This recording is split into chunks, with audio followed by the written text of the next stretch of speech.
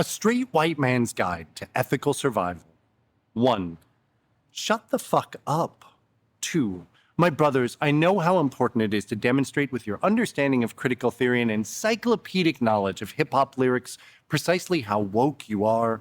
But the world is already cluttered with our words. They've been enacted into law, minted onto coins, written into the curriculum. Our words barge in, silence other voices, stretch their syllables wide to mansplain shit.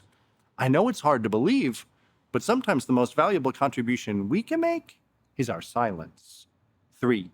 And don't complain about having to consider the words you do use. For lifetimes and generations, jagged words have lacerated hearts and souls like broken glass and whiplash, imprisoning identity as unbreakably as prison bars. Expecting us to choose the right pronoun or say happy holidays isn't a form of oppression. It's just a sign of respect. 4. Dating a non-white person doesn't make you an ally. Period. 5. But the way you treat your partner's friends, family, and community says everything about you.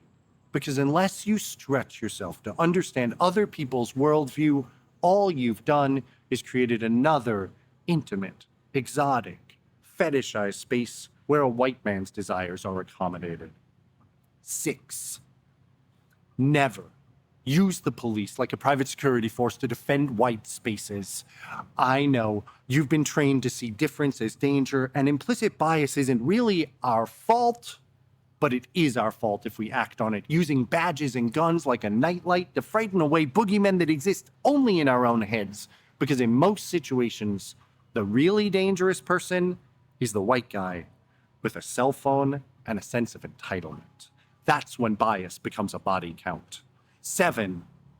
Don't say all lives matter. Just don't say it. 8.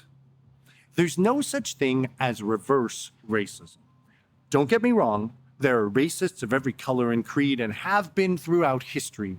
But racism is an institution built on the ballast blocks of slave ships, woven from the ropes of 1,000 nooses. Racism is a mechanism for producing predictable results. Hard times for some, good fortune for others, and then blaming the results on destiny or DNA. So spare me your white tears. If Harvard wants to consider diversity in admissions, that's not racism. That's reparations. 9. My brothers, I know this won't be easy. In fact, if we start to feel too comfortable, we're probably doing something wrong. But the life, freedom, and happiness of our fellow humans is at stake. All we have to lose is our souls. 10. Remember number 1? Shh. Listen. Listen with your heart.